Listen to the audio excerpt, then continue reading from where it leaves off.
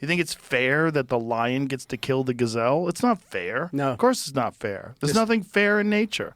Why are elephants big? Why are mice small? There's nothing fair. No. It's not. This fair doesn't factor in. This is what you're trying to do. You're trying to survive.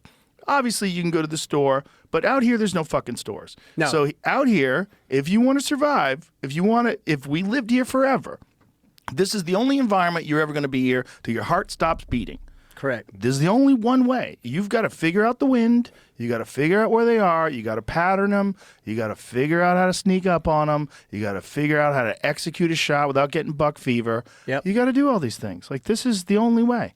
It's so deep. You're right. And it is difficult. You just can't boil it down to 10. Like, Pedro does a really good job of showing like how difficult it is on these crazy adventure hunts that he does. But even still, it's an hour or hour and a half. Like, the reality is it's 10 fucking days, man. 10 days. That's right. 10 to 12 miles a day, sweating your ass off, coming back exhausted, your feet hurt, your back's killing you, and you sleep so hard. You sleep like a dead man.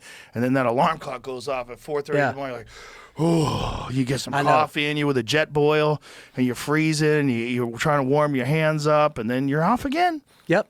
But it still almost feels like, I always talk about hunting and opening day. It's kind of like Christmas. It's like, when you finally do get to that September, and I just use elk hunting as an example because I know you love elk hunting. It's almost like you are tired. You've been grinding. You've had, doing your daily gigs of whatever you're doing, the responsibilities of everything in your life.